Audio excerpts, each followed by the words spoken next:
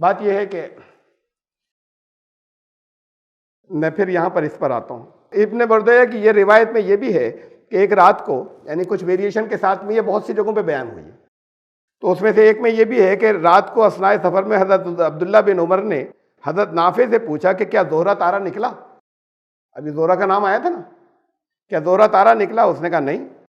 2-3 मरतबा के सवाल के बाद कहा कि अब ज़ोहरा तुलू हुआ। तो फरमाने लगे इसे ना खुशी हो ना भलाई मिले, मतलब उसे कोसा। पहले तो पूछा कि क्या निकला नहीं निकला, काफ़ी देर बाद पता चला कि निकला, तो उसे कोसा उन्होंने, इसे ना खुशी हो ना भलाई मिले। भाई उसके क्या खुशी हो क्या भलाई, तो अल्लाह ने जैसा लगा रखा है वैसा वो लगा हुआ है, अपने सारी कायनात जैसे लगा रखी है। कुरान कह रहा है ये बात कि ये तो इख्तियार जो इंसान को दिया है, उसके अलावा जो भी है कायनात में सब अल्लाह के हुक्म के मुताबिक अपना काम किए चले जा रहे हैं। ये कह रहे हैं कि वो उसे ना खुशी हो ना भलाई। हज़रत नाफे ने कहा कि हज़रत एक सितारा जो हुक्म खुदा से तुलू गुरूब होता है आप उसे बुरा कहते हैं? फरमाया सुन, मैं वही कहता हूँ जो मैंने रसूलुल्लाह सल्लल्लाहु अलैहि वसल्लम से सुना है। बात खत्म हो गई, अब कोई कुछ बोल नहीं सकता। तो ये रसूलुल्लाह सल्लल्लाहु अलैहि वसल्लम ने कहा है कि ये ज़ोहरा कहते तो नाश हो जाए। अब कुरान कह रहा है कि सब अल्लाह के हुक्म में लगे हुए। फिर उसके बाद मुंदरजा बाला हदीस बख्तिलाफ अल्फाज सुनाई है जो अभी गुजर चुकी है। अच्छा, इसके बाद इसको भी इन्होंने कहा कि ये भी मरफू से ज़्यादा सही मौकूफ़ है। ये टेक्निकल इस्तिलाहात हैं कि ये मजबूत बहुत नहीं है हदीस, झूठी कोई नहीं कह रहा है, और मुमकिन है कि वो इसराइली रिवायत हो। ये इब्न कसीर की राय है, मुमकिन है कि वो इसराइली रिवायत हो, वल्लाह आलम। सहाबा और ताबीन से भी इस किस्म की रिवायतें बहुत कुछ मनकूल हैं। अब साथ में ये भी बात आ गई कि ऐसी सहाबा और ताबीन से बहुत सी और मनकूल है। बाद में है कि ज़ोहरा एक औरत थी, उसने फरिश्तों से ये शर्त की थी कि तुम मुझे वो दुआ सिखा दो जिसे पढ़कर तुम आसमान पे चढ़ जाते हो। इसमें आज़म था वो, एक दूसरी जगह अल्फाज है कि उसने ये शर्त रखी जब आई थी। तो एक ये शर्तें जो पीछे गुजरी, एक शर्त ये भी थी मुझे इसमें आज़म सिखा दो।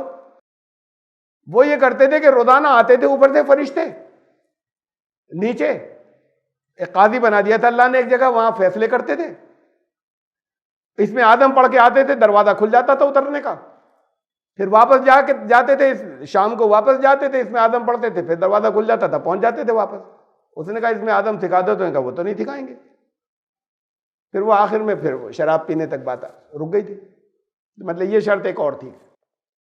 तो उसने, औरत ने कहा मुझे वो दुआ सिखा दो जिसे पढ़कर, ये एक अलग रिवायत में यहाँ पर इसमें दी हुई है, तुम आसमान पर चढ़ जाते हो। उन्होंने सिखा दी, ये पढ़ के चढ़ गई ऊपर।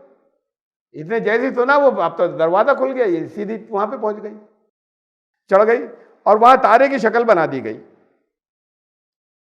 एक और रिवायत में है, लेकिन वो मुनकर और गैर सही है। एक और रिवायत है कि इस वाक़े से पहले तो फरिश्ते सिर्फ ईमान लाने वालों की बख्शिश की दुआ मांगते थे, लेकिन उसके बाद तमाम अहले ज़मीन के लिए दुआ शुरू कर दी। अच्छा, ये तो फिर और बहुत सी चीज़ें चल रही हैं। और हुआ ये कि वहां पर जाके वो तारा बन के वो चमक रही, वही औरत है वो। एक रिवायत में यह है कि वो वापस आने का, वो याद तो था उसे, वो वापस आने का मंत्र भूल गई। अब जब वो वापसी इम्पॉसिबल हो गई, तब वो वहीं फंस गई। वो ज़ोहरा बनी हुई है वो दोनों ने।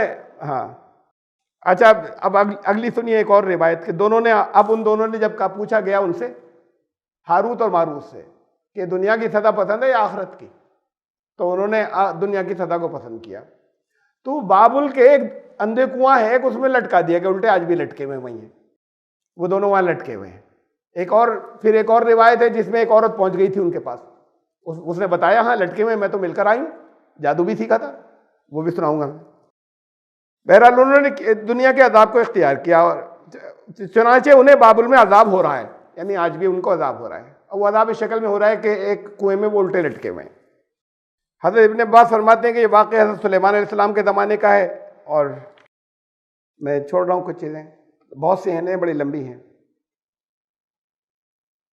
हारूत और मारूत का ये किस्सा ताबीन में से भी अक्सर लोगों ने बयान किया है, जैसे मुजाहिद, सदी, हसन बसरी, कतादा, अबुल आलिया, ज़हरी, रबी बिन अनस, मकातिल बिन हय्यान वगैरह वगैरह रहिमहुल्लाह अजमईन, और मुतक़द्दिमीन और मुताख़िरीन मुफ़स्सिरीन ने भी अपनी अपनी तफसीरों में इसे लाया है। ये सारे वाक़यात इन्होंने बहुत से सहाबा के नाम गिना दिए, बहुत से ताबीन के और तबा ताबीन के नाम गिनाए, क्या कि ये इन सब ने इसे बहुत बड़ी तादाद ने बयान किया है, और बहुत बड़ी तादाद में मुफस्सिरीन इसे अपनी तफसीर में लाए हैं। लेकिन इसका ज़्यादातर दारोमदार बनी इसराइल की किताबों पर, ये इन्होंने अपनी बात कही इब्ने कसीर ने इसमें। अब इसमें यहाँ पर एक ब्रैकेट जो है वो लगाया। ये ब्रैकेट जो है इस हदीस का तर्जुमा करने वाले या हदीस की तशरीह करने वाले एक बड़े आलिम ने, उनका नाम है नवाब सिद्दीक हसन खान साहब।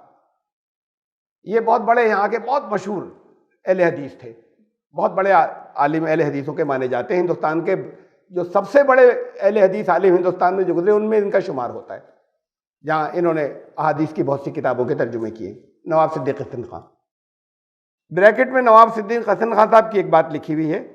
इब्ने हब्बान, बैक़ी वगैरह की मरफू हदीस, हज़रत अली, हज़रत इब्ने अब्बास, इब्ने मसूद वगैरह की मौकूफ़ रिवायात, ताबीन वगैरह की तफासिर उनका है कमज़ोर, कहीं मौकूफ़ है, कहीं एक मरफू हदीस है जो हज़रत हुज़ूर तक भी पहुँच गई, ये सब हैं, और बहुत सी और ताबीन की कई भी बातें, ये सब मिल मिला के इस वाक़े को बहुत तक़वियत हो जाती है।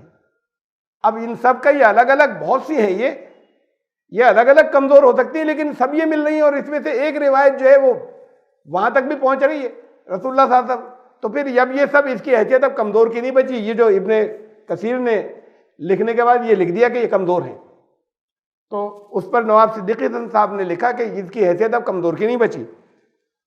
इस न अब उसके आगे लिखा है उन्होंने कि इसकी इनको बहुत कुछ तक़वियत हो जाती है इस पूरे वाक़े को, न इसमें कोई मुहाल अक़ली है, इसमें अक़ल के ख़िलाफ़ तो कोई बात है नहीं इस पूरे वाक़े में, आपको भी नहीं मिली होगी कोई अक़ल के ख़िलाफ़ अभी तक जितना अभी बयान हुआ, और न इसमें किसी उसूल इस्लामी के ख़िलाफ़ है, इसमें कोई इस्लामी उसूल के ख़िलाफ़ भी कुछ नहीं है कि अल्लाह ने वो फरिश्ते जो थे, शैतानों को तो काफ़ी समझानी कि वो शैतान ने इजाज़त मांगी थी कि मैं इंसान को बहकाऊँगा, अल्लाह ने इजाज़त दे दी, कहा मेरे अच्छे बंदे तेरे कब्ज़े में नहीं आएंगे।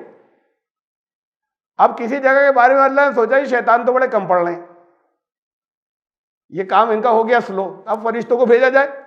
अरे फरिश्तों में ये चीज़ ही नहीं रखी जाती नाफरमानी की, तो फरिश्तों को भेज दिया वहाँ पर खाली इस बात पर कि वो उन्होंने ऐसी बात कही थी कि हम ऐसा नहीं करते, उन्हें समझा देते कि भाई तुम अपना काम करो, तुम इसे इल्म नहीं रखते। फरिश्तों ने तो वहाँ भी कहा था ना, जब आदम की तख्लीक से पहले फरिश्तों ने कहा कि ये आप इसे क्यों बना रहे हैं, जब इख्तियार दे के किसी मखलूक को भेजेंगे तो ये तो बहुत खून बहाएगी। वह नानो नुसब्बिहु बिहम्दिका व नुक़द्दिसु लक, हम तस्बीह तक़दीस ये तो सब हम करते ही रहते हैं। क़ाला इन्नी अअलमु मा ला तअलमून, तुम नहीं जानते। एक वहीं पर इसी जगह पे छोटा सा टेस्ट रख दिया, और फिर उन्होंने फरिश्तों ने माफ़ी मांगी, बात ख़त्म हो गई।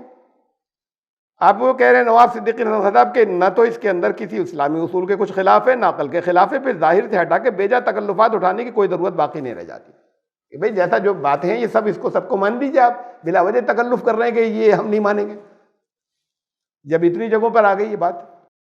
इब्ने जरीर में एक और अजीब व गरीब असर है और एक अजीब वाक़या है, उसे भी सुनिए। मतलब ये अल्फाज उन्हीं के हैं, इब्ने कसीर की जो लिखा है अजीब व गरीब। हज़रत आयशा फरमाती हैं कि दौमतुल जंदल की एक औरत हुज़ूर सल्लल्लाहु अलैहि वसल्लम के इंतकाल के थोड़े ही ज़माने के बाद आपकी तलाश में आई। रसूलुल्लाह सल्लल्लाहु अलैहि वसल्लम का इंतकाल हुआ था, उसके कुछ अरसे के बाद हुज़ूर सल्लल्लाहु अलैहि वसल्लम की तलाश में एक औरत आई बाहर के इलाके की, और आपके इंतकाल की खबर पाकर बेचैन होकर रोने पीटने लगी। मैंने उससे पूछा आखिर बात क्या है, तो उसने कहा मुझ में और मेरे शौहर में हमेशा आपस में रंजिश रहा करती थी। एक मरतबा मुझे छोड़कर लापता कहीं चला गया। एक बुढ़िया से मैंने ये सब जिक्र किया, उसने कहा जो मैं कहूँ वो कर, वो खुद ब खुद तेरे पास आ जाएगा। मैं तैयार हो गई। वो रात के वक्त 2 कुत्ते लेकर मेरे पास आई। वो बुढ़िया एक पर तो खुद बैठी और दूसरे पर मैं बैठ गई। अब मिल गई इत्तेफाक से, एक बुढ़िया मिल गई। उसने कहा क्यों परेशान हो जाएगा सब कुछ। रात को 2 कुत्ते लेकर आई, एक पे खुद बैठी, एक पे इनको बिठाया। थोड़ी देर में हम दोनों बाबल पहुंच गए। वो कुत्ते उड़ते हुए उनको ले गए वहीं जहाँ कुएं में वो लटके हुए थे। दोनों लटके हुए सदा पा रहे हैं। मैंने देखा कि 2 शख्स उधर लटके हुए हैं, ये हारूत और मारूत, और लोहे में जकड़े हैं। उस औरत ने मुझसे कहा इनके पास जाओ, इनसे कह के मैं जादू सीखने आई हूँ। मैंने उनसे कहा, उन्होंने कहा सुन हम तो आजमाइश में, तू जादू ना सीख। अब भी वही किए चले जा रहे हैं। तो उन्होंने कहा कि सुन हम तो आजमाइश में, तू जादू ना सीख। आजमाइश में थोड़ी, अब तो सदा में है। अब आजमाइश में किधर से? यानी एक भी कोई पहुंच गया तो इन्होंने फिर वही शुरू कर दी। उन्होंने कहा अच्छा फिर जा। अब उन्होंने बताया कि लेकिन जादू के लिए तुझे क्या करना होगा। ये वहां पे दूसरों से नहीं करते थे, वहां तो कोई मंत्र था वो सिखा देते थे। यहां इन्होंने कहा जा और फलां जगह उस तनूर है उसके अंदर पेशाब करके चलिया। मैं गई, इरादा किया, लेकिन कुछ दहशत सी तारी हुई, मैं वापस आ गई और कहा कि मैं फारिग हो आई। उन्होंने पूछा क्या देखा, तो मैंने कहा कुछ नहीं। तो उन्होंने कहा तू गलत कहती है, तू गई नहीं, तूने पेशाब किया भी नहीं, अभी तक कुछ नहीं बिगड़ा, तेरा ईमान अभी तक ठीक है, अब भी लौट जा और कुफ्र न कर। मैंने कहा मुझे तो जादू सीखना है। उन्होंने फिर कहा जा उस तनूर में पेशाब करा। मैं फिर गई, लेकिन अब की मरतबा फिर दिल नहीं चला, वापस आ गई।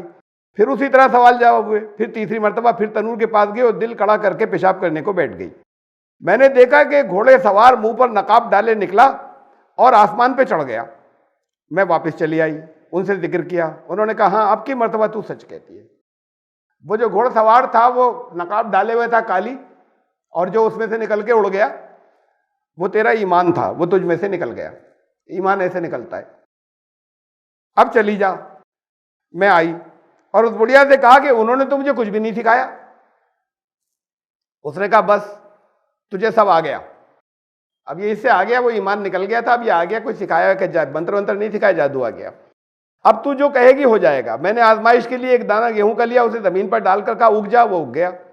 मैंने उसे कहा तुझमें बाली पैदा हो जाए, चुनाचे हो गई। मैंने कहा सूख जा, वो बाली सूख गई।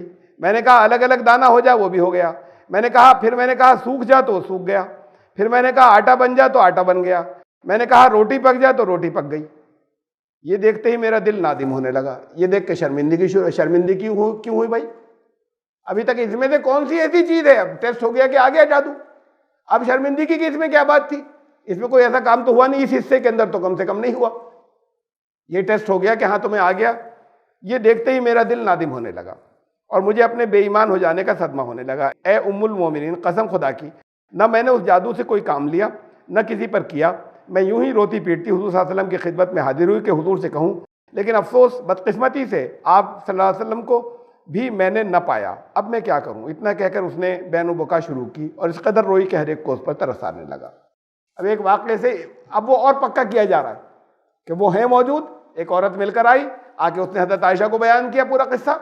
जादू भी सीखा था उसने, वहाँ उस जादू का उसने इस्तेमाल नहीं किया। बहरहाल ये बाज़ चीज़ें हैं, ये बड़ी लंबी चली है, आगे 3-4 और सफ़ात में बहुत सी और बातें। ये है हमारी तफसीर। ये इन्होंने भी बताया कि ये सब तफसीरों में हैं, तो तफसीरों में बड़ी तादाद में ये वाक़यात हैं। ये इस वाक़े की तफसीर है। फिर जिन्होंने इन सारी चीज़ों को बेहुदा और इसरारियात, और ये चीज़ सुन लीजिए कि हज़रत सुलेमान अलैहिस्सलाम के बारे में वहाँ तालमुद, तौरेत नहीं, तालमुद है ऐसी कि वो उनके बारे में जो बहुत सी रिवायात हैं वो इकट्ठी कर देंगे, बहुत मोटी है, और बल्कि कई तालमुद हैं, अलग अलग ज़बानों में एक दूसरे से मुख्तलिफ हैं वो। तो उसमें जो बेबीलोनियन तालमुद है उसमें दिया हुआ एक वाक़या सोलोमन सील का, हज़रत सुलेमान की अंगूठी का। तो वहाँ हज़रत सुलेमान की अंगूठी का एक वाक़या है। वहाँ इस अंगूठी के ज़रिए उनके जिन थे बड़े सारे कब्जे में हज़रत सुलेमान के, वो सारी पावर अंगूठी की थी वो। अच्छा, वो अंगूठी का एक वाक़या और उनके यहाँ रिवायात में चला आ रहा है, जिसकी कोई सनद उनकी तालमुद में भी नहीं मिलती, लेकिन चला रहा किस्सा है, बयान होता है वो वहाँ इस यहूदियों के यहाँ, इसराइलियों के यहाँ। जैसे किस्से हमारे यहाँ बहुत से मशहूर हो जाते हैं, उसकी हैसियत बस इतनी है, लेकिन काफ़ी मशहूर है कि वो एशमेदस नाम का एक जिन था। यहाँ जब बैतुल मक़दस तामीर करने का हुक्म हुआ और उन्होंने फिर स्कॉलर से पूछा हज़रत सुलेमान ने, तो उन्होंने कहा वो जिन जो है, उस जिन के पास अंगूठी है, वो अंगूठी चाहिए। तो हज़रत सुलेमान ने कहा कहाँ मिलेगा वो? तो उन्होंने कहा ये तो हम नहीं जानते, आप जिनों से पूछिए। अब उनके कब्जे में और जो बहुत से जिन थे उनसे पूछा, बताओ भाई कहाँ मिलेगा? तो अब वो उन्होंने कहा वो तो फलां देश के अंदर और फलां जगह वो उन पहाड़ों वहाँ पर रहता है वो, और उसके पास एक बोतल है, उस बोतल में कुछ वो पथरियाँ पड़ी हुई हैं, उसके अंदर अंगूठी है, और वो उसमें से पानी जो है वो पानी पथरियों से ऊपर आ जाता है, उस बोतल से रोज़ाना वो पानी पीता है, फिर कहीं निकल जाता है, फिर आसमान पे जाता है, वहाँ से कुछ और सीख कर आता है, फिर उसे बोतल को बंद कर देता है। वो बहुत पावरफुल है वो, और वो है जिनों का शहजादा, तो वो प्रिंस ऑफ डेमंस। अब उसके फिर हज़रत सुलेमान ने तैयार किया एक शख्स को कि जाओ तुम जाओ। वो गया, वहाँ पर गया हुआ था जब आसमान पे, तो इन्होंने उसकी बोतल के पानी की जगह शराब डाल दी सारी, जो ये लेकर गए थे। अब वो जब आया तो पी गया। वो पहले तो उससे कुछ लगा तो अजीब सा, ये पहचान गया शराब है। उसने कहा नहीं शराब तो नहीं पीऊंगा, कैसे आई तो मुझे नहीं मालूम, लेकिन नहीं पीऊंगा।